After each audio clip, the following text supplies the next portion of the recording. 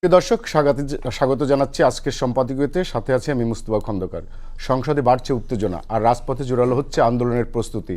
গণভোটের রায়, সংস্কার ও আইন প্রণয়ন নিয়ে সরকারি দল ও বিরোধী দলের দূরত্ব ক্রমেই বাড়ছে। বিরোধী দলের অভিযোগ, সংসদে তাদের কণ্ঠ উপেক্ষিত, সংসদকে একতরফাভাবে পরিচালনা করা হচ্ছে। সরকার বলছে সংসদ ছেড়ে রাজপথে নামলে ক্ষতিগ্রস্ত হবে গণতন্ত্র। তাহলে রাজনৈতিক মতভেদ ও জনদাবির সমাধান হবে কোথায়? প্রাসঙ্গিক এসব বিষয় নিয়ে আমাদের আজকের সম্পাদকীয় সংসদ নাকি রাজপথ, এ নিয়ে আলোচনার জন্য স্টুডিওতে উপস্থিত আছেন doctor Asaduzzaman Ripon, vice chairman BNP, আছেন অ্যাডভোকেট শিশির মনির, কেন্দ্রীয় কর্মপরিষদ সদস্য জামাত ইসলামী, এবং আছেন মোস্তফা ফিরোজ, সিনিয়র সাংবাদিক। আপনার তিনজনকে স্বাগত। দর্শক, আপনারাও এই আলোচনায় সরাসরি অংশ নিতে পারেন। অংশ নেওয়ার জন্য কল করতে হবে টেলিভিশনের পর্দায় দেখানো নম্বরে। এছাড়াও ফেসবুকের মাধ্যমে আপনাদের মতামত পাঠাতে পারেন। আলোচনা শুরুর আগে জানিয়ে দেবো আজকের প্রধান শিরোনাম। নেপালে বিধ্বস্ত জনপদে মৃত্যুর মিছিল, প্রাণহানি বেড়ে 600-র কাছাকাছি, 60 শতাধিক বিদেশি নাগরিক সহ নিখোঁজ সহস্রাধিক। তিব্বতে ফের ঢলের সংখ্যায় উদ্ধার অভিযান ব্যাহত। একসঙ্গে প্রাণ গেল 5 শিশুর, চাঁপাইনবাবগঞ্জে নদীতে গোসলে নেমে ডুবে যাওয়া সবাই, এলাকা জুড়ে শোকের ছায়া, অভিভাবকদের সচেতন হওয়ার পরামর্শ।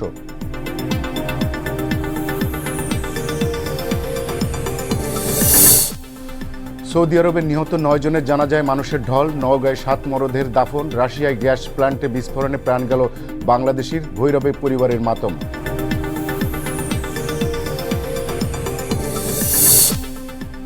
পাঠ্য বইয়ে যুক্ত হচ্ছে বেগম খালেদা জিয়ার অবদান, থাকছে সিপাহী জনতা বিপ্লবের ইতিহাস, বাংলা বইয়ে পড়ানো হবে 3য় ভাষা, শিক্ষাক্রম যুগোপযোগী করার তাগিদ।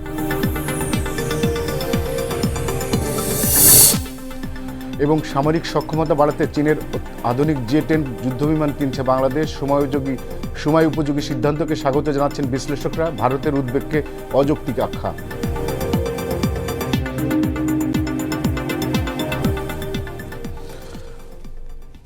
রিপন ভাই, আপনাকে দিয়ে শুরু করি। যে বিরোধী দল বলছে যে সংসদে তাদের কথা বলার তেমন একটা সুযোগ দেওয়া হচ্ছে না এবং তাদেরকে ওইভাবে গুরুত্বও দেওয়া হচ্ছে না, আর সরকার সব কিছুই সংখ্যাগরিষ্ঠতার জোরে চালাচ্ছে। এখন কি মনে হচ্ছে বিএনপি কি সেই পুরনো সংস্কৃতিতে ফিরে যাচ্ছে? এটা ইউজুয়ালি আমাদের দেশে যারা আমরা অপোজিশন পলিটিক্স করি, এই অভিযোগটা কিন্তু আমার কাছে খুব নতুন না। অপোজিশন সাধারণত সরকারি দল সম্পর্কে, পার্লামেন্টারি পার্টির প্রতি, মানে রুলিং পার্টির এই ধরনের অভিযোগ থাকে যে তারা they are not getting enough time, তাদের ভয়েস ইগনোরড হচ্ছে, নট আনহার্ড, এই ধরনের অভিযোগগুলো থাকে। কোন কালে ছিল না বলুন তো? আপনি যদি গুগলে সার্চ করেন আপনি দেখবেন যে BNP told like this things during Sheikh Hasina's time, Sheikh Hasina কি বলে accused BNP government in the same way. And what we are watching, যে জামাত ইসলামী এখন বর্তমান যারা বিরোধী দল আছেন সংসদে, তারাও মানে এই কথাগুলি বলছেন। তো এখান থেকে আমরা বেরোবো কী করে, তাই না? একটা হচ্ছে, আমি যেটা মনে করি ওভারঅল আমরা আমাদের তরুণ সমাজ, আমাদের ছাত্র সমাজ, যারা এই একটা বড় মাপের পরিবর্তনের সূচনা করলেন বাংলাদেশে, ইন এনি ওয়ে আমরা তাদেরকে হতাশ করতে চাই না, না সংসদীয় রাজনীতি দিয়ে, না জাতীয় রাজনীতির মানে চর্চার মধ্য দিয়ে, কোনোভাবেই করা উচিত হবে না। কারণ আমাদের ছেলেমেয়েরা তো লক্ষ লক্ষ ছেলেমেয়েরা তো রাস্তায় নেমেছে একটা পরিবর্তনের জন্য, প্রাণ দিয়েছে, সাহস করে বেরিয়েছে, তো যে মানে কত মারো, তাই তো বিষয়টা একটা পর্যায়ে এটাই ছিল। তো সুতরাং তাদেরকে কোনোভাবে মানে ফ্রাস্ট্রেটেড করা যাবে না, এটা হচ্ছে আমার মূল আলোচনার থিম। সুতরাং পার্লামেন্টে আলোচনা করব আমরা, সেটা সরকারি দলের আলোচনাও থাকবে, বিরোধী দলের যে অভিযোগগুলো আছে সেটা হচ্ছে আপনার মানে সরকারি দলের অ্যাটিটিউডের প্রবলেম নিয়ে তাদের কিছু অভিযোগ আছে, এগুলো সরকারি দলকে কগনিজেন্সে নেওয়া উচিত হবে। বিরোধী দলকে যে প্রপার রেসপেক্ট দেওয়া, তাদের যে সময় দেওয়া উচিত। আমি তো মনে করি মাননীয় স্পিকার জনাব হাফিজউদ্দিন সাহেব আপনার পার্লামেন্টে তিনি আছেন, তিনি তো অত্যন্ত কঠোর। এবং আমি to tell you very frankly, আমি বহু বছর ধরে মানে পার্লামেন্টের স্পিকারদের তাদের রুলিং বা তাদের অ্যাকশনটা আমি ফলো করি, চেষ্টা করি। তাতে করে আমার মনে হচ্ছে যে বর্তমান স্পিকার তিনি কিন্তু মানে আমি তাকে খুব রুথলেস বলবো না, আমি এটা বলবো তিনি খুব নির্মোহভাবে এবং খুব নৈতিক অবস্থান খুব দৃঢ় রেখেই তিনি পার্লামেন্টের ট্রেজারি বেঞ্চ বলেন বা অপোজিশন বেঞ্চ বলেন, তিনি খুব খুব প্রপার করছেন, এটা খুবই ভালো করছেন এই মার্চে। তাহলে জামাত ইসলামী এবং তাদের একটা হচ্ছে যে মানে আপনি তাহলে কি করতে, তাহলে প্রশংসা করতে হবে ধরে নেন। এবং ইউজুয়ালি কি আমাদের দেশের অপোজিশনকে সরকারকে প্রশংসা করবে আদার দেন J10 কে? প্রশংসা করবে না, গঠনমূলক সমালোচনা করবে। কিন্তু এখন যেটা হচ্ছে সেটাকে আমি খুব অগঠনমূলক সমালোচনা বলি না। এই সমালোচনাটুকু তো আপনি প্রত্যাশা করতেই পারেন। আপনি একেবারেই জামাত ইসলাম কিছু বলবে না, মানে বিরোধী দল কিছু বলবে না, এটা কেন হবে? তাহলে বিরোধী দলের যে অভিযোগটা যে তাদেরকে যথেষ্ট সুযোগ দেওয়া হচ্ছে না, তাদের গুরুত্ব দেওয়া হচ্ছে না, তাদের বক্তব্য শুনছে না, বক্তব্য কিন্তু শুনছে, আমি কিন্তু বলছি না তাদের কণ্ঠ সাপ্রেস করা হচ্ছে, এটা কিন্তু জনগণ বলবে না যে না তাদের কণ্ঠ সাপ্রেস করা হচ্ছে বা তারা কোনো বিল উত্থাপন করেছেন। মানে অপোজিশন কি শুধুই মাত্র মানে সমালোচনা করেন না, অপোজিশন কিন্তু অনেকগুলো কাজও আছে। অপোজিশনের এখানে একজন মানে আইনজ্ঞ আছেন, আমি তাকে অনেক পছন্দ করি, উনি আমার একজন পছন্দের আইনজীবীদের মধ্যে একজন। তো যেমন অপোজিশন তো তাদের প্রাইভেট মেম্বারসদেরকে তারা আইনও প্রণয়ন করতে পারেন। বেসিক্যালি তাদের যেটা হওয়া উচিত, মনে করেন যে আইনগুলো হওয়া উচিত, যেমন প্রতি বছর এই যে পানির ট্যাঙ্কি পরিষ্কার করতে যে অসংখ্য লোক মারা যায় এবং কোনো ক্ষতিপূরণ পায় না, নির্মাণ শ্রমিকরা প্রতি বছর মারা যায়, কোনো ক্ষতিপূরণ পায় না, 10-20 হাজার টাকা তাদেরকে বিদায় করে দেওয়া হয়, তাদের লাশের মানে জানাজার টাকাটাও মানে ওঠে না। তাহলে এইখানে তো আমাদের প্রাইভেট মেম্বার্স ডেতে আমেরিকাতে তো আপনার প্রচুর মানে কংগ্রেসম্যানরা, দুই দলের বেঞ্চের লোকেরা জয়েন্টলি অনেক বিল তারা উত্থাপন করেন। আমাদের দেশের পার্লামেন্টের মেম্বারদের এই যে প্রায় 6 মাস চললো এই সরকারের, 2টো অধিবেশন শেষ হলো, 3য় অধিবেশন চলছে। সরকারি দলের তরফে বুঝলাম সরকারি দল তো অনেক আইন টাইন তাদের নিজেদের মেকানিজমই করে, কিন্তু সরকারি দলের লোকরাও মানে জনস্বার্থে নিজেরা বিল স্পন্সর করতে পারেন। কিন্তু বিরোধী দলের লোকদেরও আমি দেখলাম 2টো অধিবেশন শেষ হয়ে গেল, 3rd আপনার মানে অধিবেশন চলছে, তাই না? তো এইখানেও তারা কিছু তুললেন না। যেমন ধরুন তাদের কিছু অভিযোগ আছে যে ইস্তেহারের এই দাবি আমাদের আলোচনার মধ্যে ছিল, এই আলোচনা ছিল, মানে রুলিং পার্টি সেটা তারা সেটা অ্যাকসেপ্ট করেনি, অথবা তারা বিলগুলো পাস করছে না, বা মানে সনদের কথা তারা বলেন। আমি যদি অপোজিশনে থাকতাম, হোয়াট কুড আই ডু? আমি যেটা করতাম সেটা হচ্ছে যে আমি জানি না সেটা কতটাই হতো, সেটা হচ্ছে যে তারা যদি একটা বিল তুলতেন, এটা হবে হয়তো কণ্ঠভোটে অথবা সংখ্যাধিক্যের জোরে হয়তো সরকারি দল এটা পাশ করতো না, কিন্তু বিরোধী দলও যে একটা আইন চায়, একটা বিরোধী দলও যে একটা বেসরকারি বিলে তার একটা আইন চায়, সংসদকে কার্যকর করতে চায়, গণতন্ত্রকে শক্তিশালী করতে চায়, গভর্নমেন্টকে অ্যাকাউন্টেবল করতে চায়। আচ্ছা, আমি ধরেন রুলিং পার্টি করে নাই প্রধানমন্ত্রী প্রেসিডেন্টের মেয়াদ ডিটারমাইন করা, প্রতিশ্রুতি আছে বাট এখন আইনে হয়নি, অথবা আপনার মানে প্রেসিডেন্টকে এম্পাওয়ার করার যে প্লেজেস আছে সেগুলো করেনি। বিরোধী দলের তরফ থেকে যদি একটা বিল তোলা হতো এবং যদি বিরোধী দল সরকারি দল যদি সেটা পাস না করতো, তখন বলতে হবে ওয়েল ইউ হ্যাড এ মানে প্রপোজাল, তোমার একটা প্রতিজ্ঞা ছিল, প্রমিস ছিল, তুমি তো করোনি। কিন্তু আমার বক্তব্য যে শুধু পার্লামেন্টে আমরা পার্লামেন্টে ক্রিটিসিজম করবো গভর্নমেন্টকে, নানা ইস্যুতে কথা বলবো, গ্যাস নিয়ে কথা বলবো, জ্বালানি নিয়ে কথা বলবো, শিক্ষা নিয়ে কথা বলবো, মাদক নিয়ে কথা বলবো, ল অ্যান্ড অর্ডার নিয়ে কথা বলবো, বিনিয়োগ নিয়ে কথা বলবো, অনেক কিছু নিয়ে কথা বলবো। কিন্তু অ্যাট দ্য সেম টাইম আমাদের মানে বাই বুক আমাদের আইন মানে কি বলে আমাদের পার্লামেন্টের মেম্বাররা যেটা বলতে পছন্দ করেন যে দে আর ল মেকার। এই পর্যন্ত বাংলাদেশের পার্লামেন্টের ইতিহাসে 55 বছর সংসদের যাত্রা শুরু, মাঝখানে ইন্টারভ্যাল হয়েছে, ইন্টারভেনশন হয়েছে, that is the difference. But শুরু তো আপনার সেই 73 থেকে অলমোস্ট 53 ইয়ার্স পার্লামেন্টের ইতিহাস।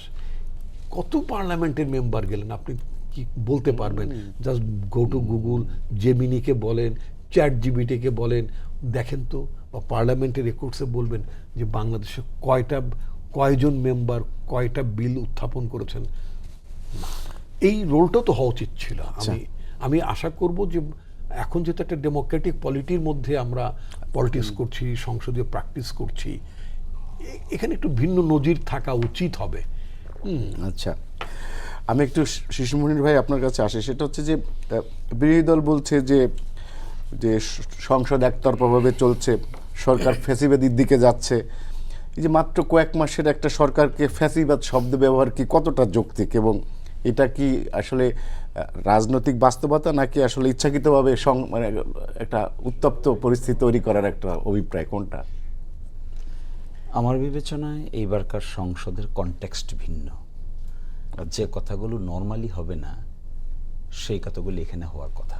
রাইট। এরকম একটা এগ্রিমেন্টের ভিতর দিয়ে কিন্তু সংসদ হয়েছে, সেই জন্য এক্সপেকটেশনের মাত্রা বেশি। আর না হয় স্ট্যান্ডিং কমিটিতে বিরোধী দল থেকে নিলেই কি আর না নিলেই কি। এই যে কিতাবটায় স্বাক্ষর করা হয়েছে, এই কিতাবে কিন্তু প্রতিশ্রুতি দেওয়া হয়েছে যে স্ট্যান্ডিং কমিটির কোন কোন কমিটিতে বিরোধী দলীয় সভাপতি হবে। এই কিতাবে এটা বলা হচ্ছে ডেপুটি স্পিকার বিরোধী দল থেকে হবে। এগুলোকে আমরা অতীতে কখনো কোনো এরকম কোনো কিতাবে স্বাক্ষর করেছি আমরা কখনো? না, করিনি। এই যে কিতাবটাতে দীর্ঘ আলোচনার পরে যে একটা প্রেক্ষাপটের আলোকে আজকের সংসদ, যারা দেশে আসার কথা না তারা দেশে এসেছেন, যারা মৃত্যুর মুখে ছিলেন তারা বেঁচে এসেছেন, পার্লামেন্ট মেম্বার হয়েছেন, যারা 8 বছর পর্যন্ত গুম ছিলেন তারা এখন পার্লামেন্টে দাঁড়িয়ে সগৌরবে পার্লামেন্ট মেম্বার হিসেবে ফরেন অ্যাফেয়ার্স কমিটির স্বপ্ন দেখছেন। এই প্রেক্ষাপট ছাড়া এই কমেন্টটা অবাস্তব হয়ে যাবে। তো আমার বিবেচনায় এই এক্সপেকটেশনটাকে শুধুমাত্র বিরোধী দলের মধ্যে হয়েছে না, দেশের মানুষের মধ্যেই হয়েছে। একটা নিউ ডাইমেনশনাল পলিটিক্স দেখার একটা স্বপ্ন আমরা জাগিয়েছি অথবা অভ্যুত্থান জাগিয়েছে, সকলে মিলে জাগিয়েছে, কেউ এককভাবে জাগায় নিয়ে যায়। এই যে একটা স্বপ্নের জায়গা তৈরি হয়েছে, এই জায়গা থেকে স্বপ্ন ভঙ্গ হলে হতাশাও কিন্তু দ্রুত আসে। এই প্রেক্ষাপটে দেখবেন যে কথাগুলো হচ্ছে অবাস্তব নয়। কিন্তু এই প্রেক্ষাপট ছাড়া আমি যদি অতীতের প্রেক্ষাপটগুলো দেখি তাহলে আমরা সবাই ভাববো অতীতে তো এগুলো হয়েছে। একজনে বলেছে আমাকে সময় দেয় নাই, আরেকজনে বলেছে অতিরিক্ত সময় দেওয়া হয়েছে, আরেকজন বলেছে এই ওয়াকআউট করে চলে গিয়ে বলছে কার্যকর হতে দিব না, আরেকজনে বলেছে দিনের পর দিন হরতাল ডাকবো। এগুলো তো হয়েছে। হ্যাঁ। ওইখান থেকে আমরা চেয়েছিলাম, আমি এখনো স্বপ্ন দেখি পার্লামেন্ট মেম্বাররা রিসার্চ বেসড কাজ করবেন, দলিল দস্তাবেজ নিয়ে পার্লামেন্টে যাবেন, নোট করে পাতার পর পাতা রেফারেন্স দিয়ে কথা বলবেন। একজন মন্ত্রী এক্সটেম্পোর কথা বলবেন না, তিনি যে কথা বলবেন তার সাপোর্টে থাকবে স্ট্যাটিস্টিক্স, থাকবে অ্যানালাইসিস, থাকবে রেফারেন্স, দেশি বিদেশি বইয়ের আলোচনা থাকবে। That parliament we dream. আমরা তো এরকম পার্লামেন্ট ড্রিম করি না আসলে, যেখানে একজন আরেকজনকে নানানভাবে ট্যাগিং করবে। I do not expect this type of parliament. I expect Westminster type of democratic format কী হওয়া উচিত, that should be the point of discussion. একজন মিনিস্টার যখন উত্তর দিবেন তখন যে ছেলেটা 5ই আগস্টে অংশগ্রহণ করে তার চোখ হারিয়েছে কিংবা পা হারিয়েছে, সে অধীর আগ্রহে বসে থাকবে যে আজকে আমাদের অনারেবল প্রাইম মিনিস্টার পার্লামেন্টে প্রশ্ন উত্তর দিবেন। That would be an enjoyable event. আর বিরোধী দলীয় নেতা বক্তব্য দিবেন, বিরোধী নেতার বক্তব্যে তথ্য থাকবে, ভবিষ্যৎ থাকবে। অতীত নিয়ে পড়ে থাকতে থাকতে কিন্তু জীবন শেষ। যত আলোচনা হয় দেখবেন 70 বছর আগের, 50 বছর আগের, 47 সালে কি হয়েছিল, সেই 90 সালে কি হয়েছিল। আরে বাবা, এটি কি আজকালকার দিনের সাবজেক্ট ম্যাটার? আজকালকার দিনের সাবজেক্ট ম্যাটার 2050 সালে কি হবে, 70 সালে কি হবে, 2100 শতকে কি হবে, এটি বলতে হবে। এরকম না হলে যে জেনারেশনের কাঁধে ভরে জামাত বলেন, বিএনপি বলেন, এনসিপি বলেন, যে দলই বলেন না কেন, যাদের কাঁধে ভর করে পার্লামেন্টের মেম্বার হওয়ার গৌরব অর্জন করলাম, তারা তো হতাশ হয়ে যাবে। We need to focus on their desire. আমি তো আমার ছেলেকে দিয়ে বুঝি, আমি আমার ভাগনা ভাতিজিদের দিকে বুঝি, তাদের চিন্তার লেভেল কি, ধরন কি। একটা দেখেন না, 2 দিন হয়েছে একটা ঘুষ নিয়ে একটা ওয়েবসাইট খুলেছে, ঘুষ সাইট। আজকে আমি এখানে ঢুকে দেখলাম লক্ষ লক্ষ কমপ্লেন। আচ্ছা, this is what is Gen Z. We must understand the spirit. এই খিস্তি খেয়েও তারা পছন্দ করে না। ঘুষ যদি প্রবলেম হয়, দুর্নীতি যদি প্রবলেম হয়, they want to see the solution. আমার ছেলে তো আমাকে প্রায়ই বলে, সকালবেলায় স্কুলে নিয়ে যাওয়ার সময় মোহাম্মদপুর বাস স্ট্যান্ডের কোনায় এসে কিছুক্ষণ দাঁড়ায় থাকতে হয়। হি আস্ক মি কোয়েশ্চেন, বাবা, you are involved with politics. How important politician you are. You cannot even solve the traffic jam of the Dhaka city. But you are a politician. What to do with the politics? What do? You are spending your time, you are paying your attention, you are spending your valuable time, but you cannot solve the traffic jam of the Dhaka city. What type of political leader you are? These are their dimension, their question. These are to be addressed. ওই কথার মার পেঁচাপেচি, কে কাকে বাইর করে দিব, কে কাকে বেশি দিল, কে কাকে কম দিল, আমার কাছে এগুলি ম্যাটেরিয়াল।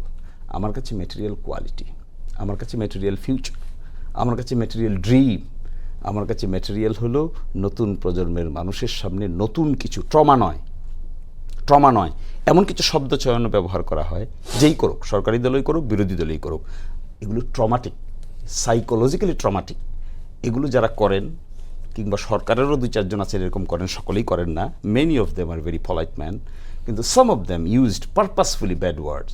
এগুলো আমাদের নতুন প্রজন্মের মানুষের সাইকোলজিতে এফেক্ট করে, এগুলো কিন্তু অনেক সময় হতাশার জন্ম দিবে। সো মাই হাম্বল কথাটা হলো, ভাই, এক্সপেকটেশনটা এসেছে বিকজ অফ দিস কিতাব। এই কিতাবটা বাস্তবায়ন করা না করা নিয়ে বাহাস হচ্ছে। কিন্তু আমরা দেখলাম যে আপনারা, আপনার দল এবং এনসিপি থেকে বলা হচ্ছে যে স্ট্যান্ডিং কমিটিতে আপনাদের সভাপতি পদ দেওয়া হচ্ছে না। তো চিফ হুইপ আবার ব্যাখ্যা দিলেন যে জুলাই সনদ বাস্তবায়নের আগে নাকি এটা সম্ভব না দেওয়া। তো এটা তো আপনারাও জানেন, তাহলে আপনারা দাবি করছেন কেন? তাহলে তো প্রশ্নটা বাস্তবায়ন নিয়ে, বাস্তবায়নের জন্য 6 মাস গেল কেন? কথা তো ছিল 180 দিনের মধ্যে সব হয়ে যাবে, কথা ছিল না এটা? 17ই ফেব্রুয়ারি থেকে 180 দিন কাউন্টডাউন, 17ই ফেব্রুয়ারি 17ই আগস্ট তো 6 মাস চলে গেছে, হলো না কেন? এখান থেকে আরেকটা টেনশন ডেভেলপ করেছে। তাহলে কেউ মনে করছে তাহলে কি চিট করা হচ্ছে নাকি, তাহলে কি কথা দিয়ে কথা রাখা হচ্ছে না নাকি? আরেকটা প্রশ্ন ডেভেলপ করেছে গণভোটের রেজাল্ট নিয়ে। প্রশ্ন এসেছে গণভোটের রেজাল্টটা কেন ইমপ্লিমেন্ট করা হচ্ছে না। তখন কেউ বলছেন এটা সাংবিধানিকভাবে বাধ্যবাধকতা নাই, আবার কেউ কেউ বলছেন যারা দ্বিতীয় শপথ গ্রহণ করেছেন এটাই অসাংবিধানিক। তারা বলছেন আমরা তো ইলেকশন কমিশনের সাপ্লাইকৃত আইন অনুযায়ী নির্বাচনে অংশগ্রহণ করেছি, যে আদেশে, সে আদেশে যে রোডম্যাপ ছিল সেই অনুযায়ী নিয়েছি। কোথায় এটাকে অ্যাপ্রিসিয়েট করা হবে? এখন উল্টা বলা হচ্ছে আমরা নিয়েই নাকি অপরাধ করেছি। দেখেন কন্টেনশনটা কোথায় ডেভেলপ করছে। এই কন্টেনশনটা অনাস্থার পরিবেশ তৈরি হয়েছে কোন দিন? যেদিন first day BNP decline to take oath সংস্কার পরিষদের। এখন যদি বন্দোবস্তটা আগে এরকম না হতো তাহলে কি এটাকেও এক্সপেক্ট করতো? নিশ্চয় করতো না। বন্দোবস্তটা যদি এরকম হতো যে পার্লামেন্ট মেম্বার হিসেবে আমি অংশগ্রহণ করেছি, ওকে, আন্ডার দি কনস্টিটিউশন পার্লামেন্ট মেম্বারের আপনি শপথ নেবেন, আর তো কিছু নেওয়ার কথা না। কিন্তু যে বন্দোবস্তের আলোকে ইলেকশনে অংশগ্রহণ করা হয়েছে, রেফারেন্ডাম হয়েছে, সেই বন্দোবস্তের একটা অংশ মেনে আরেকটা অংশ যদি আপনি না মানেন, তাহলে শপথ কি আপনার এই ইসে ছিল, জুলাই সনদের ছিল? ইয়েস, এই যে order, this is the order, এই যে শপথ, এই তো শপথ। বিএনপি কি নোট অফ ডিসেন্ট আছে ওখানে? কোথাকার নিচে অর্ডারের মধ্যে তো কোনো নোট অফ ডিসেন্ট নাই কারো। অর্ডার তো রাষ্ট্রপতি জারি করেছেন। সেই এখনও সে ওনারা প্রশ্ন করছেন যে এটা সাংবিধানিক কিংবা অসাংবিধানিক। ওকে, একজনের আর্গুমেন্টের ক্যাপাসিটি তো থাকতেই পারে। যেহেতু একটা অর্ডার হয়েছে, অর্ডারটা আনলেস এটা আপনি রিপিল না করেন। আচ্ছা, পার্লামেন্টের 3টা সেশন চলে গেল, এই অর্ডারটা রিপিল করে দেওয়া যেত না? 2/3 মেজরিটি থাকা অবস্থা অর্ডারটা রিপিল করে দিলেই তো হয়, তাহলে অর্ডারটা নেওয়ার বিতর্ক থাকে না। অর্ডারটাও লাইভ আছে, অর্ডারটাকে কোনো কিছু করা হবে না, কোনো সলিউশনে যাওয়া হবে না। অর্ডারটাকে লাইভ রেখে যদি বলা হয় যেটা আনকনস্টিটিউশনাল, তো so long the order exist you must comply with the order. অথবা আপনার যদি 2/3 মেজরিটি থাকে, আপনি গভর্নমেন্ট, আপনি একটা বিল আনতে পারেন সংসদে, বিল নিয়ে এসে বলতে পারেন দিস অর্ডার ইজ রিপিলড, হয়ে গেল কারবার শেষ। তাও যদি আপনি না করেন, তাহলে বিরোধী দলকেও আমি একক ক্রেডিট দিচ্ছি তা না, আমি আবার সরকারি দলকেও একক ক্রেডিট দেওয়ার পক্ষে না, আমি ক্রেডিট দেওয়ার পক্ষে নিউ জেনারেশনকে। এদের ইচ্ছাকে, আকাঙ্ক্ষাকে সামনে রেখে সকলকেই পথ চলতে হবে। যে ডেভিয়েট করবেন তিনিই স্পিরিট থেকে সরে যাবেন। আচ্ছা, ধন্যবাদ দিবু ভাই। সেটা হচ্ছে যে এই যে সরকার বিরোধী দলের যে অবস্থা পার্লামেন্টে দেখছি, গতকাল যে অবস্থা দেখলাম, এবং রাজপথেও আবার দেখলাম যে কর্মসূচি আসছে, এনসিপিরও আছে এবং জামাত ইসলামীর আছে। তাতে আমরা কি আমাদের রাজনীতি কি আবার পুরনো চক্রে ফিরে যাচ্ছে কিনা? আপনার কাছে কি মনে হয়? একটা পরিস্থিতি তো তৈরি হচ্ছে আর কি। সেটা অনেকে মনে করছে যে কেবলই একটা গণঅভ্যুত্থান হয়েছে, বোধহয় আবার ওই ফরম্যাটে আবার আর একটা গণঅভ্যুত্থান হইতে পারে, কিন্তু আসলে এটা তো হয় না। আর আজকে এটা মানে চিন্তাও আসবে কেন? এই যে আজকে আমাদের যে 2জন বিজ্ঞ আলোচক যা বললেন, সেই আলোচনাগুলি খুবই ইতিবাচক। কিন্তু দেখেন, এই যে কিতাব উনি যেটা নিয়ে বসছেন, এই কিতাবটা কোথায় তৈরি হয়েছে? এই কিতাবটা কিন্তু পার্লামেন্টে তৈরি হয়নি। এই কিতাবটা তৈরি হয়েছে ফরেন ওই একাডেমিতে, ওখানে বসে সব দল মিলে করছে। আচ্ছা, এটা যদি না হয়ে ধরেন আমি একটু ধরি যে একটা গণঅভ্যুত্থান হয়েছে, একটা সরকার নাই, একটা সরকার যখন নাই তখন আর একটা সরকার তাড়াতাড়ি দরকার, তাই না? আমাদের তো একটা সাংবিধানিক শাসন ব্যবস্থা দরকার ছিল।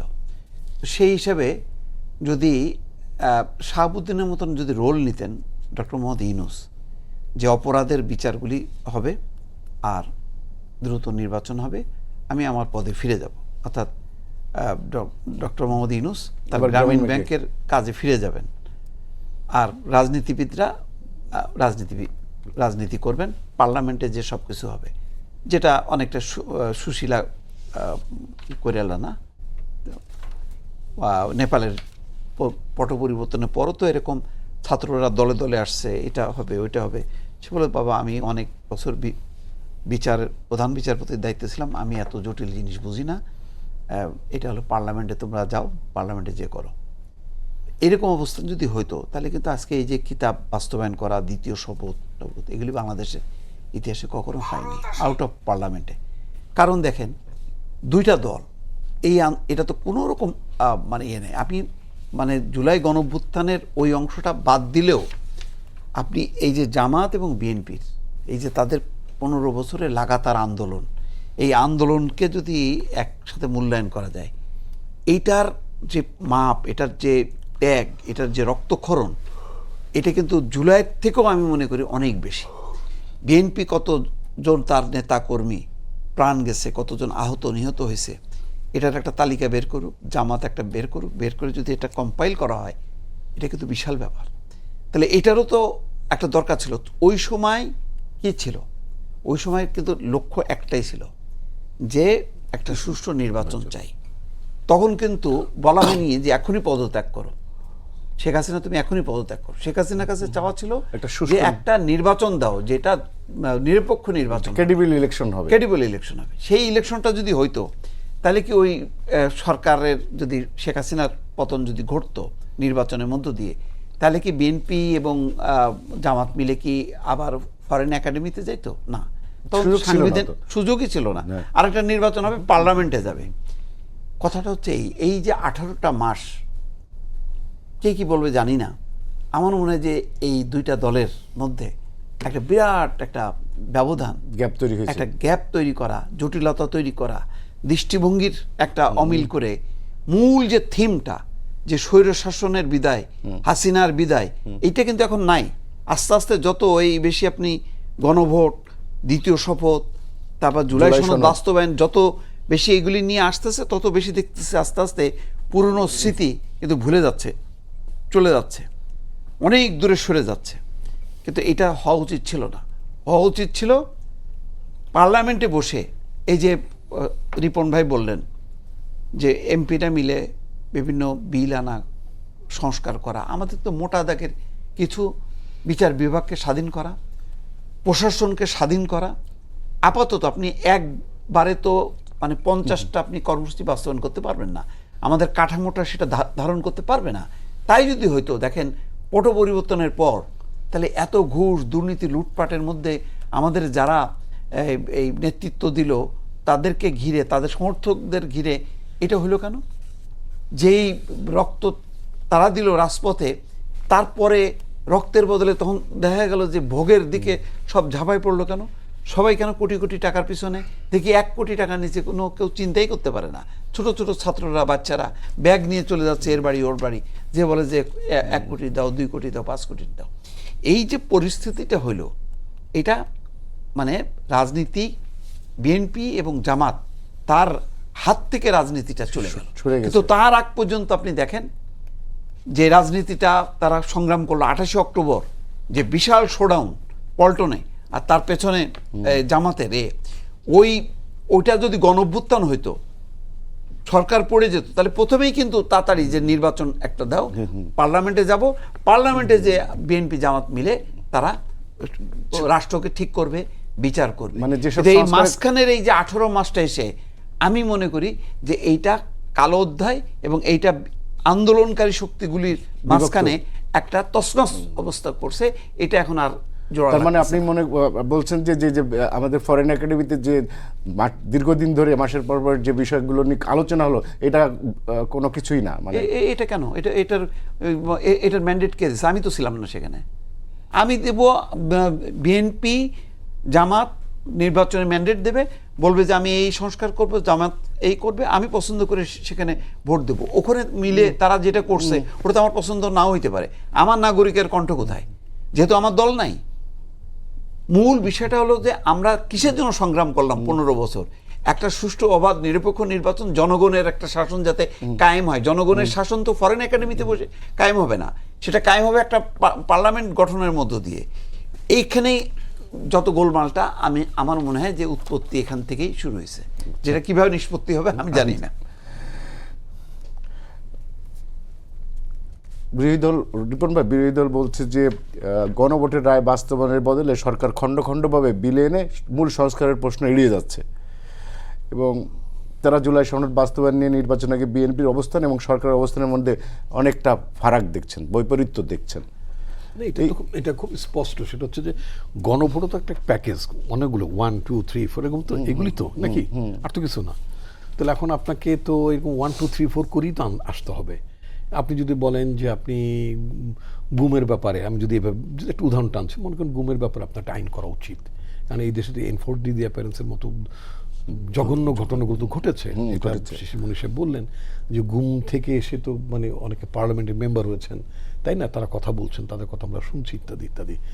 তো এখন আপনার একটা কার্যকরী তো আপনার একটা গুম বিরোধী একটা আইন, অ্যাকাউন্টেবল মানে এই সমস্ত কর্মকাণ্ডের দুষ্কর্মের সাথে যারা জড়িত থাকবে তাদেরকে কিভাবে বিচারের সম্মুখীন করা যায়, কঠিন শাস্তির মধ্যে নেওয়া যায়, একটা ডেটারেন্ট আইন তো করা দরকার। তাহলে তাই যদি হয় তাহলে সেটা বিএনপি মানে করার জন্য প্রস্তুত আছে। আমি যদি বলি, আমি সরকারের তরফ থেকে যে কথাটি শুনেছি, আমি তো সরকারের ভেতরের লোক নই, সরকারের বাইরের লোক, মানে আমি দলের লোক। তো ক্যাবিনেটে কি ডিসকাশন হয়, পার্লামেন্টারি পার্টিতে কি ডিসকাশন হয়, সেটা তো আমার জানার কোনো স্কোপ নাই বলা যেতে পারে। সেটা আমি মুস্তাফা ফিরোজের মতো, শিশুমনের মতো ওরকম আমি ওরকমই শুনি, হয়তো একটু বেশি শুনি, হয়তো একটু কম শুনি, এক্সাক্ট তো শুনতে পারি না, because I don't have any participation over there. যেটা আমাদের সরকারের তরফ থেকে যেটা বলা হয়েছে, তারা এই পর্যন্ত জনগণের কাছে উপস্থাপিত যে সমস্ত প্রমিসগুলো আছে, প্রতিজ্ঞাগুলো আছে, সেই প্রতিজ্ঞাগুলো তারা বাস্তবায়ন করবেন। এবং এটা বাস্তবায়ন করার জন্য তো আপনাকে পার্লামেন্টের মাধ্যমে যেতে হবে, এর তো কোনো বিকল্প নেই। আইনটা তো তৈরি করতে হবে ওখানে, যেটা মুস্তাফা ফিরোজ বললেন, এত মানে ইনফ্যাক্ট ফরেন সার্ভিস একাডেমি অথবা বেচারাম দেউরি লেনে অথবা অন্য কোনো রোজ গার্ডেনে বসে তো এটা করা যাবে না। ফাইন, যদি আপনাকে যদি একটা আইন প্রণয়ন করার জন্য যদি আপনি সংসদে যদি যান, তাহলে নিয়মটা কি? নিয়মটা হচ্ছে যে আপনি যেই নামে ডাকেন না কেন, আপনি হয়তো বিরোধটা থাকলে হয়তো এখানে শিশুমণি না থাকে, আরেকজন থাকলে হয়তো জোরে সোরে আমাকে আক্রমণ করে বসতে নেই পাবে, না তা না। সংস্কার এবং সংশোধন নিয়ে একটা জোরালো বিতর্ক হতেই পারত।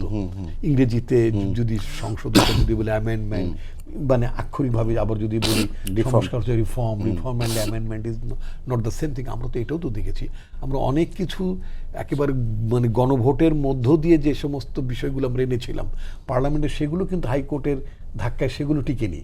তো ফলে এখন একটা টেকসই সাস্টেনেবল চেঞ্জ, একটা সাস্টেনেবল অ্যামেন্ডমেন্ট, সাস্টেনেবল ইনকর্পোরেশন মানে লজ, এগুলো আমরা পার্লামেন্টে কী করে আনতে পারি, যেগুলো হাইকোর্টে যাবে না। যেটা আমাদের দলের তরফ থেকে বলা হচ্ছে, শুধু রাজনৈতিক দল না, যে মুস্তাফা ফিরোজ বলেন যে আমার ভয়েস কোথায়, বিকজ তার ভয়েস অর্থাৎ সিটিজেন্সদের ভয়েস আনহার্ড আছে। এই সিটিজেন্সদের ভয়েসও শোনার কথা সরকার বলেছে, যে আমরা নাগরিক সমাজের, সিভিল সোসাইটির নানা অংশীজনদের কাছ থেকে আমরা কথা শুনতে চাই। এখানে যেটা হলো সেটা হচ্ছে যে বিরোধী দলের তরফ থেকে একটা সংসদীয় কমিটিতে তাদের অংশগ্রহণ করার কথা ছিল। সংখ্যাটা বোধহয় 20 জন না 17 জন, বোধহয় 17 জন না, মানে 17 জন সংবিধান যেটা বিশেষ বিরোধী দল থেকে, সেই 17 জনের মধ্যে মাত্র 7 জন হচ্ছে বিএনপি, অন্যান্য বিভিন্ন মাত্র 7 জন বিএনপি। তার মানে আর বাকি 10 জন অন্য দল, বাকি 10 জন কিন্তু মানে এখানে কিন্তু বিএনপি সংসদীয় দলের লোকেরা তারা কিন্তু মেজরিটি থাকলো না। বাকি 10 জন কিন্তু ধানের শীষের লোক নন, ক্লিয়ার। আচ্ছা, জোটে আছে, মানে ধানের শীষের লোক নন তারা। তাহলে বাকি 10 জন মিলে যদি দেশ এবং জাতির স্বার্থে যদি অনেক ইতিবাচক আইন যদি তারা তৈরি করতে পারতেন, নামগুলো যদি দিতেন এবং সেখানে যদি স্ট্রং ডিবেট করতেন এবং তারা যদি বলতেন যে this is our note of dissent, আমরা এটা মানি না, এইভাবে হচ্ছে, তাহলে জাতি জানতে পারতো ইনফ্যাক্ট বিরোধী দল কি কোনটা চায়, কোন ফর্মে চায়। সরকারের তরফ থেকে ক্যাটেগরিক্যালি বলা হয়েছে যে আমরা যে বিষয়গুলোতে সম্মত হয়েছি সেই জিনিসগুলো আমরা অক্ষরে অক্ষরে বাস্তবায়ন করব। পাবলিকলি যেটা আমরা সম্মত হয়েছি, নোট অফ ডিসেন্ট তো কোনো জায়গায় বিএনপির নোট অফ ডিসেন্ট আছে, কোনো জায়গায় জামাত ইসলামের নোট অফ ডিসেন্ট গুলো দলগুলো তাদের মতো করে এইটাই কিন্তু প্রফেসর আলী রিয়াজ সাহেব, যিনি সংস্কার সংক্রান্ত ডায়ালগের ওই কমিটি সংক্রান্ত কমিটির ভাইস চেয়ারম্যান ছিলেন, তিনি কিন্তু ক্যাটেগরিক্যালি প্রথম আলোর সাথে পরবর্তীতে 3টা ইন্টারভিউর কিস্তিতে তিনি খুব ক্যাটেগরিক্যালি বলেছেন যে আমরা এটাকে ওপেন করে দিয়েছিলাম যে রাজনৈতিক দলগুলো তাদের নিজেদের দলীয় ইশতেহার অনুযায়ী তারা এটা বাস্তবায়ন করবেন, তাদের নোট অফ ডিসেন্ট অনুযায়ী। এখন বিএনপি যেহেতু মানে জনগণের রায়ে নির্বাচিত হয়েছে, বিএনপি জনগণের কাছে যেই ওয়াদা দিয়েছে, যা করেছে, এবং তারা আলোচনার সময় যেই নোট অফ ডিসেন্টগুলো দিয়েছে ওটা বাদ দিয়ে সেভাবে আমি একটু উদাহরণ দিই। যেমন মনে করেন আপনি উচ্চকক্ষ গঠন করে বিএনপির একটা প্রমিস আছে, আমি যদি ওনার ভাষাটা আমি কিতাবি যদি বলি, এরকম কিতাবে বোধহয় এরকম একটা অঙ্গীকার আছে। আচ্ছা, এখন হ্যাঁ রাইট, তাহলে উচ্চকক্ষ শুড বি ফর্মড, আমি মনে করি উচ্চকক্ষ higher council should be formed. তাহলে হায়ার কাউন্সিলের ফর্মটা হবেন কোন প্রকৃতিতে? এটা কি ওনারা দাবি করছেন যে এটা সংখ্যানুপাতে হবে, ভোটের সংখ্যা অনুপাতে, আর বিএনপি বলছে পার্লামেন্টারি মেম্বারদের সংখ্যা, রাইট। এখন বিএনপি তো স্বাভাবিকভাবে উচ্চকক্ষ বিএনপি করবে, সংখ্যানুপাতে তারা অ্যাগ্রি করবেন না। আপনি জাতীয় নির্বাচন করলেন, পার্লামেন্টে বসলেন, বিরোধী দলের নেতা হলেন, বা পার্লামেন্টের কমিটির যে সমস্ত মানে প্রতিশ্রুত যেই চেয়ারম্যানগুলো আছে সেগুলো আপনি হবেন, সেখানে আপনি হবেন পার্লামেন্টের আসন ভিত্তিক। আবার আপনি উচ্চ কক্ষে যাবেন মানে কি বলে প্রতিনিধিত্ব পিয়ার ভিত্তিক, এটা তো মানে দুরকম হয়ে যায়। মানে আপনাকে আপনার সব জায়গায় সংখ্যানুপাতই আনতে হবে, নতুবা সব জায়গায় পার্লামেন্টে এটা একটা বিএনপি ডিবেট। এই ব্যাপারে হয়তো ইন্ডিভিজুয়ালি কারো ভিন্ন মত থাকতেই পারে। আচ্ছা ঠিক আছে, আমরা অন্তত পক্ষে ফার্স্ট টাইম আমরা উচ্চ কক্ষটা গঠন করার মধ্য দিয়ে আমরা গভর্নমেন্টকে অ্যাকাউন্টেবল করার জন্য আমরা আরও কিছু লোকজনকে আমরা সেখানে পাঠাই। এটা করতে পারতাম আমরা মানবাধিকার কমিশন বলেন, ইয়েস, হাইকোর্টের যেই পদ্ধতিতে প্রক্রিয়ায় বিচারক নিয়োগ হয়েছে, এমনকি অন্তর্বর্তীকালীন সরকারের সময় আমি বারবার মানে এই বিষয়ে কথা বলেছি, অন্তর্বর্তীকালীন সরকার এখানে উনি একজন উচ্চ আদালতের সিরিয়াস প্র্যাকটিশনার আইনজীবী। উচ্চ আদালতের যে সমস্ত আইনজীবীরা নিয়োগ হয়েছেন তাদের কেউ মানে আইনজীবীদের ক্যাটেগরি থেকে, অবশ্যই বিচারপতি আমার মতো ফিরোজের মতো লোক তার মানে বিচারক হওয়ার কোনো স্কোপ বোধহয় নাই। আচ্ছা, তাহলে ওনাদের থেকে হবেন এমন লোকজন হচ্ছে ওই যে 10 বছর আগে আপনি একবার নাম লিখিয়েছেন আপনি আর কোর্টে যান নাই, কিন্তু আপনার 10 বছর হয়ে গেছে, স্কুলে একবার ভর্তি হয়েছিলেন, আপনার পাস টাস করেন নাই, আপনার একবারে মানে ক্লাস 10-এর ছাত্র বানিয়ে দেওয়া হলো, এরকম অনেক বিচারক এগুলো তো পার্লামেন্টে এগুলো তো করতে হবে। এখন এই জাতীয় এই জিনিসগুলো অন্তর্বর্তীকালীন যে অনেকগুলো বিচারক, তার মধ্যে আমি যদি গভর্নমেন্টে থাকতাম, আমি স্ট্রেইট, আমি তো আপনার অনুষ্ঠান মধ্যে লাইভ হচ্ছে নাকি, আমি দায়িত্ব নিয়েই বলছি, আমি গভর্নমেন্টে থাকলে অ্যাটলিস্ট আমি ক্যাবিনেটে বলেন, পার্লামেন্টে থাকলে বলতাম মেনি অফ দেম যারা কোয়ালিফাই করেন না, যাদের অনেক প্র্যাকটিসিং লাইফে যাদের কোনো রায় ডিএলএ রিপোর্টেডই না, অর্থাৎ প্রণিধানযোগ্য তিনি মানে মামলা করেন নাই, তিনি কিভাবে বিচারক হবেন? আমার কাছে এমন কিছু দুই একটা আছে যারা বিচারক কি আচ্ছা বলতে চাই না, আমি একটু সুতরাং আমাদের তো মানে আমি খুবই দুঃখিত আর কি, মানে আমি যে পরিবর্তনটা অ্যাজ এ সিটিজেন আমি যা এক্সপেক্ট করেছিলাম সেটার আমি খুবই হতাশ হচ্ছি। শিশির ভাই, সেটা হচ্ছে যে সংসদ তো কার্যকর আছে, তারপর আপনার রাজপথে কেন আন্দোলনের দিকে যাচ্ছেন? এটা কি কারণে? মানে সংসদ যে কার্যকর না, এটাই কি প্রমাণ করার কোনো চেষ্টা কিনা? না, এটা তো বাইনারি না আসলে, যে আপনি একটা করলে আরেকটা করতে পারবেন না, ব্যাপারটা তো এরকম। কিন্তু হার্ড কর্মসূচি, লং মার্চের মতো একটা কর্মসূচি দিচ্ছেন, এটা এমন না যে either you are with us or with the terrorist, এরকম না তো, there are many thing in between. এবং আমার ধারণা যে সরকারি দল বিরোধী দল যাই বলি না কেন, ফরমান ইনফরমান অনেক ডিসকাশন হচ্ছে, অনেক আলোচনা হচ্ছে। অনেক জায়গায় দেখা হচ্ছে, অনেক জায়গায় ভাব আমি বিনিময় কি হচ্ছে। একটু জি, please, please. আমি যখন দেখলাম আমাদের প্রেসিডেন্ট পদে আমাদের মানে রাষ্ট্রের প্রেসিডেন্ট পদে যখন মির্জা ফখরুল ইসলাম আলমগীর যখন নির্বাচিত হলেন বা প্রস্তাব উঠলো, আই ফাউন্ড এ পিকচার, যদি আমি ভুল না করে থাকি, জামাতের নায়েবে আমির, সিনিয়র নায়েবে আমির না প্রফেসর মুজিবুর রহমান। মানে চুমু খেলেন। উনি তো মানে রাষ্ট্রপতি, তখন রাষ্ট্রপতি শপথ নেননি, প্রেসিডেন্ট ইলেক্ট, তাকে যে কপালে চুমু খেলেন। তো এইটা এর চেয়ে চমৎকার একটা দৃশ্য, এর চেয়ে চমৎকার দৃশ্য আমি আর কি প্রত্যাশা করতে পারি নাকি? এরকম আছে তো আমাদের মধ্যে। শিশির ভাই, আমি যেটা বলছিলাম আর কি, সেটাই বলছি, আমি বলছিলাম যে এটা আসলে বাইনারি না, এমনটা না যে এটা করলে এটা করা যাবে না, ওইটা করলে এটা করা যাবে কিন্তু না। এটা- সো ইট ইজ এক্সপেক্টেড যে ওয়েস্টমিনিস্টার টাইপ অফ ডেমোক্রেসিতে, headed by a prime minister along with ministers and opposition, এখানে পার্লামেন্ট লাইভ হবে, ডিবেট হবে, ভালো জিনিস যদি অপোজিশন বলে এটা সরকার অ্যাকসেপ্ট করে নেবে। আর সরকার যদি কোনো বেআইনি কাজ কর্মকাণ্ড করতে চায়, অপোজিশন তার Oppose করবে। ক্রিটিসাইজ করবে। ক্রিটিসাইজটা এমনি করবে না, ক্রিটিসাইজ করবে উইথ লজিক, ক্রিটিসাইজ করবে উইথ পরিসংখ্যান, ক্রিটিসাইজ করবে উইথ ডিসকাশনস, দেশি বিদেশি আলাপ আলোচনা হবে। এটা আমারও expectation, and we will be expectation সবসময় তো আর 100% ফিল আপ হয় না, এটাও মানতে হবে, ইট ইজ রিয়ালিটি। কিন্তু কালকে পার্লামেন্টে তো আমরা দেখলাম যে কিছু পরিসংখ্যান, একটা মানে ফেক পরিসংখ্যান দেওয়া হলো সংসদে। দেখেন, এটা হলো আমাদের দৃষ্টিভঙ্গিগত মুশকিল, এই জায়গায় ম্যাচিউরিটি। আপনি যখন গবেষণা হয় তখন একই জিনিসের 2 অ্যাঙ্গেল 3 অ্যাঙ্গেল আছে না, আছে তো। আচ্ছা, এই যে 2 অ্যাঙ্গেল 3 অ্যাঙ্গেল থেকে আপনি দেখতে পারেন, এটার নাম ম্যাচিউরিটি। আর যদি মনে করেন আপনি যা বলছেন এটাই ঠিক, তাহলে তার ম্যাচিউরিটি হলো না, it is one way trafficking হবে। মোস্তফা ফিরোজ ভাই একটা কথা বলছেন উইথ স্ট্যাটিস্টিক্স সাপোর্টেড বাই বিজ, ধরেন Bangladesh international institute of strategic studies. আমি বলতেছি আরেকটা গবেষণার প্রতিষ্ঠানের সাপোর্ট দিয়ে। আপনি যদি আমাকে নিগেট করতে হয়, you must give a counter statistics. You must not negate me all on a sudden যে আমি যা বলছি এটা ভুয়া, এটা বলতে পারেন না আপনি। এটা should not be. What should it be? It should be, আমি যদি বলি this is what is my statistics collected from this source, Mostafa Firoz ভাই যদি আমাকে কন্ট্রাডিক্ট করতে চান, he must bring something counter from other resources. তখনই এটা ডিবেট হবে, আর নাহলে তো এটা ডিবেট হবে না, এটা তো হয়ে যাবে মাঠের আলোচনার মতো।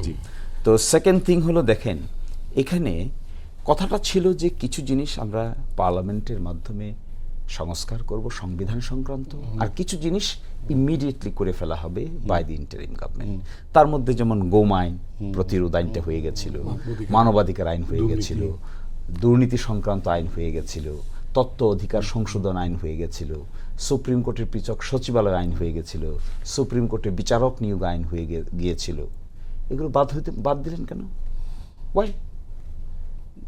আপনি কে বললো এগুলো বাদ দিতে? মিস্ট্রাস্ট আপনি ক্রিয়েট করেছেন, সরকার ক্রিয়েট করেছে। সরকার বলছে তাদের মতো করে করবে, তারা কেন করবে তারা এটার মধ্যে?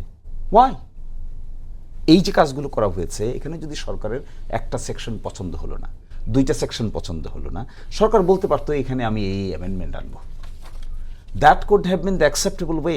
সুপ্রিম কোর্টের সচিবালয় হয়ে গেল, তৎকালীন মাননীয় প্রধান বিচারপতি ডক্টর সৈয়দ রেফাত আহমেদ সহ শত শত বিচারক আইনজীবী মিলে আমরা উৎসাহ উদ্দীপনার সহিত উদ্বোধন করলাম, কাজ স্টার্ট হয়ে গেল, প্রসেস শুরু হয়ে গেল। অল অন এ সাডেন আপনি আইনটাই বিলুপ্ত করে দিলেন। পারেন আপনি এগুলো করতে? এটা কি 2/3 মেজরিটির জোর? এটা করা উচিত আপনার? এটা করা উচিত না। আপনার কি করা উচিত ছিল? আপনার বলা উচিত ছিল ওকে সচিবালয় ইজ ফাংশনিং। আপনার বলা উচিত ছিল okay let it maintain status quo, আর ইন বিটুইন অমুক অমুক ধারা সম্পর্কে আমাদের অবজারভেশন আছে, আমরা একটা অ্যামেন্ডমেন্ট বিল আনবো পার্লামেন্টে, let the opposition participate in the parliament. এটা কি রিজনেবল না? নাকি এটা রিজনেবল বিল্ডিংটা পর্যন্ত আপনি এখান থেকে সরাই দেবেন? তখন আপনাকে মানুষ বিশ্বাস করবে?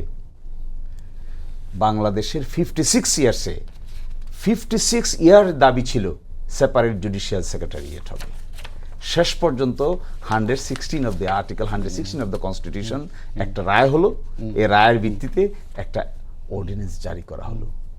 সেই অর্ডিন্যান্সে ক্ষমতা দেওয়া হলো কিভাবে এটা মেনটেন করা হবে, নিম্ন আদালতের উপরে কি ধরনের মোটিভেশন থাকবে, উচ্চ আদালতের সঙ্গে কোঅর্ডিনেশনকে করে হলো কিভাবে হবে, এবং বিচারক নিয়োগ দেওয়ার জন্য 9 সদস্য বিশিষ্ট টাস্কফোর্স গঠন করা হলো। আর এইভাবে নিজের পকেট থেকে চিরকুট বের করে, সিভি বের করে বিচারক নিয়োগ দেওয়ার আর কোনো কায়দা থাকলো না। 9 জনের সামনে যেতে হবে, পাবলিক হিয়ারিংয়ের মধ্য দিয়ে যেতে হবে, ওপেন সিবি দিতে হবে। এগুলো দেখে আমাদের মতো মিড ড্রিঙ্কিং আইনজীবীরা ফরগেট অ্যাবাউট পার্টি, বাদ দেন কে কোন দল কে কোন মত। আমরা যারা অত্যন্ত ড্রিম নিয়ে দেশে বিদেশে পড়াশোনা করে দেশের মাটিতে আসছি, আমাদের চোখের সামনে যখন দেখলাম বিচারক নিয়োগের একটা ট্রান্সপারেন্ট প্রক্রিয়া হচ্ছে, we became very happy to see. তাহলে মনে হয় মিনিংফুল লাইফ হবে এই দেশে। এই ড্রিম থেকে মনে হচ্ছে ইন্ডিপেন্ডেন্ট বিচারকদের সামনে দাঁড়িয়ে দেশি বিদেশি বই নিয়ে আর্গুমেন্ট করব, কি পিসফুল লাইফ হবে। That would be our dream. এবং সেখানে যে বই আমি রেফার করব এটা বোঝার মতো বিচারক থাকবে, এবং আমি যে বইটা রেফার করব সেই বইটার জবাব দেওয়ার মতো আরেকজন আইনজীবী আমার পাশে থাকবে। এই লাইভ ডিসকাশনের পার্টিসিপেশন ড্রিম আমাদের কাছে রিয়েলিটি হিসেবে ধরা দিয়েছিল। আপনি আমার ড্রিমে আঘাত করলেন কেন? Why did you take away my dream? Why did you destroy my dream? Forget about আমি জামাত কি জামাত না। আমার মতো নিউট্রাল শত শত আইনজীবী আছে হাইকোর্টে, সুপ্রিম কোর্টে, যারা দিনের পর দিন একটা ইন্ডিপেন্ডেন্ট কোর্টের সামনে আর্গুমেন্ট করার জন্য বিলেতে লেখাপড়া করে বস্তা ভরে বই নিয়ে হাইকোর্টে যায়। আপনি তো তার স্বপ্নটা ডিস্ট্রয় করে দিলেন। অথচ আপনার কি হওয়া উচিত ছিল যে ঠিক আছে ভাই, আমরা এটা পরিবর্তন করতে চাই, আগে একটা করা হয়েছিল, we need to change something, let us discuss how to change it.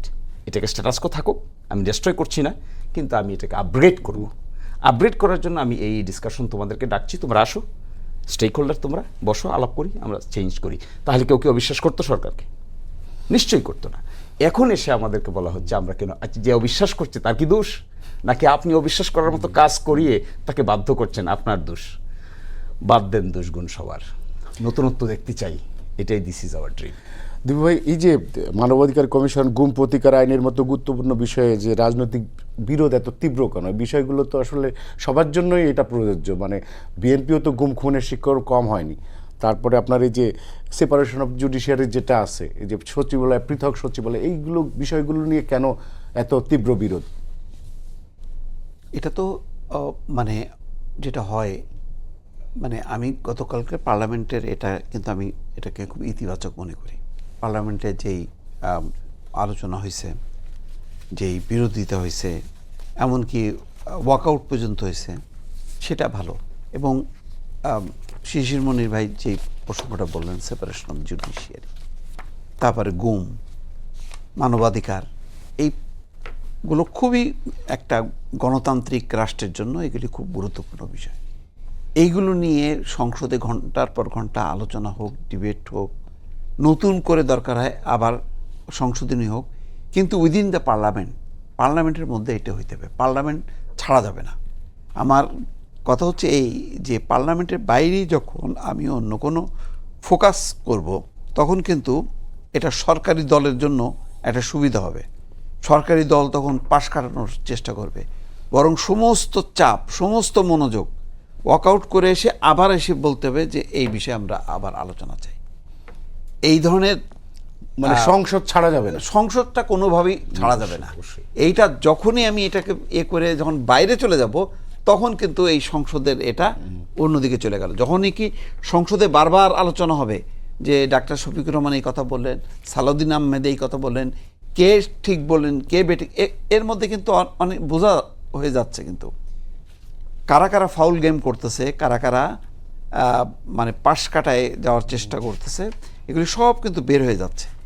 এই বুদ্ধিভিত্তিক আলোচনাগুলো সংসদে নিয়ে আসতে হবে। এবং বিশেষ করে এই যে মানে বিচার বিভাগের স্বাধীনতা, সেপারেশন অফ জুডিশিয়ারি, যে কথাগুলো আমরা লম্বা সময় ধরে শুনতেছি, এইগুলি যদি এইবারেই এই সংসদেই যদি প্রতিষ্ঠা করা না যায়, তাহলে আর হবে না। এটা হলো আমার এই জন্য আমি ঘুরে ফিরে বলতেছি, যেই অতীতের যেই আমরা 18 মাস বলি, আগের 17 বছরের কথা বলি, সেগুলি সব বাদ দিই। এখন তো পার্লামেন্টে তো এই যারা জুলাই আন্দোলনও আছে, আর 17 বছরের আন্দোলনকারী শক্তি সবাই কিন্তু আছে। 3টা মিক্সড শক্তি এখানে আছে। এই শক্তিগুলোকে পার্লামেন্টের মধ্যে আসতে হবে, এবং পার্লামেন্টের মধ্যেই লং মার্চ হোক, পার্লামেন্টের মধ্যেই অবস্থান ধর্মঘট হোক, কিন্তু পার্লামেন্ট ছাড়া যাবে না। তাইলে ইতিমধ্যে দেখেন একটা পারসেপশন ছিল যে এই পার্লামেন্ট বোধহয় ওই আগের 3টা পার্লামেন্টের মতন, মানে একটা কি বলবো ওই যে সাজানো পাতানো বিরোধী দল হবে, হ্যাঁ এটা কিন্তু অলরেডি কিন্তু এখন পার্লামেন্টের দিকে সবার Focus আছে, মনোযোগ আসছে, এখন সবাই শোনে কিন্তু, জি। এমনকি ইন্ডিভিজুয়াল সদস্য রুবিন ফারহানার কথাও কিন্তু শোনে সবাই, তাই না? তার মানে পার্লামেন্ট আগে যে পরিমাণ 3টা পার্লামেন্ট যেভাবে একটা অর্থহীন পার্লামেন্ট ছিল, এখন কিন্তু সেটা না। তো এটাকে আরো কার্যকর করার জন্য লং মার্চটা আপনি পরে করেন, লং মার্চ হচ্ছে লাস্ট কর্মসূচি, তখন যখন সংসদের আর থাকবে না, যে আশা ভরসা শেষ, তখন আপনি বাইরে যান। এর আগ পর্যন্ত পার্লামেন্টের মধ্যে মাথা কোটেন, রক্ত ঝরানো সেখানে, আমরা ওই রকম পার্লামেন্ট দেখতে চাই। ধন্যবাদ। আমাদের হাতে আর সময় নেই। মোস্তফা ফিরোজ, দীপু শিশিরমণি এবং আসাদুজ্জামান রিপন, তিনজনকে ধন্যবাদ। দর্শক, এই ছিল আজকের সম্পাদকীয়তা। আগামীকাল আবারও দেখা হবে একই সময়। শুভরাত্রি সবাইকে।